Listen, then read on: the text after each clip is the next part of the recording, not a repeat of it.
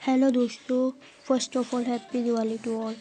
तो आज मैं आपको ऐसे 10 फैक्ट बताने जा रहा हूँ जो आपको इसरो के बारे में जानना ज़रूरी है। So let's begin.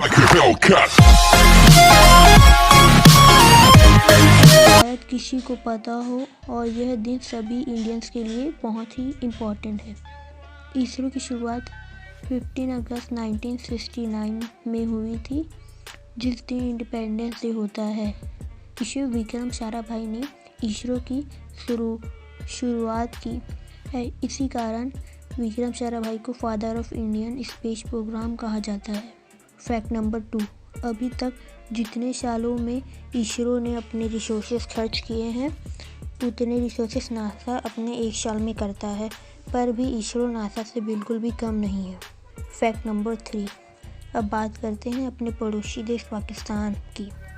पाकिस्तान की स्पेस एजेंसी सुपार्को, जिसकी शुरुआत इसरो से 8 साल पहले हुई थी, पर दोनों की प्रोग्रेस की तुलना करें तो पाकिस्तानी स्पेस ऑर्गेनाइजेशन बिल्कुल ही पीछे है। जहां अभी तक इसरो ने 77 सैटेलाइट लॉन्च किए हैं, वहीं पाकिस्तान ने अभी सिर्फ 2 सैटेलाइट ही लॉन्च किए हैं, वो भी दूसरे देश, मेरा मतलब है चीन की मदद से। तो आप दोनों अंतर तो समझ गए होंगे। फैक्ट नंबर 4, इसरो के फर्स्ट लूनर मिशन चंद्रयान-1 में करीब 390 करोड़ का खर्च हुआ, जो नासा के मून मिशन से 9 गुना कम था, पर भी इसरो को सक्सेस मिली थी।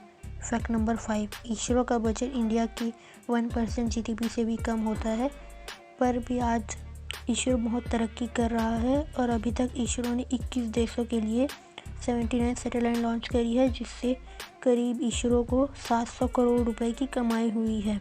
फैक्ट नंबर 6, इसरो मार्स में अपने पहले अटेम्प्ट में जाने में समर्थ हुआ, जबकि नासा और यूरोपियन देश भी ऐसा करने में फर्स्ट अटेम्प्ट में नहीं कर पाए थे और अपने बड़े बजट के साथ भी वह ऐसा नहीं कर पा रहे।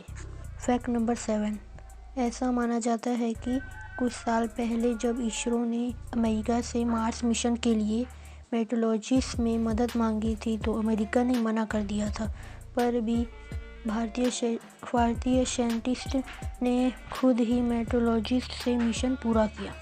फैक्ट नंबर 8, इसरो की इतिहास की बात की जाए तो इसरो ने 1963 में इनकोस्पार यानी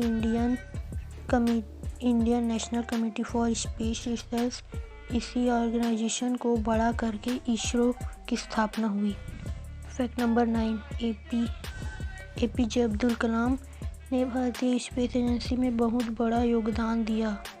इनकी कंट्रीब्यूशन की बात करें तो जो इंडियन पहला successful experiment satellite launch vehicle, जिसका नाम SPV-3 और इस प्रोजेक्ट का head doctor APJ Abdul Kalam ही थे।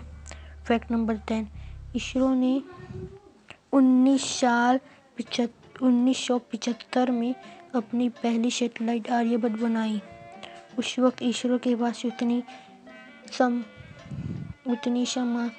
संपत्ति नहीं थी जिससे वह अपनी खुद की इसरो के पास उतनी क्षमता नहीं थी कि वो अपनी खुद की सैटेलाइट लॉन्च कर सके, इसलिए इसरो ने USSR की मदद ली और इसे लॉन्च कर दिया।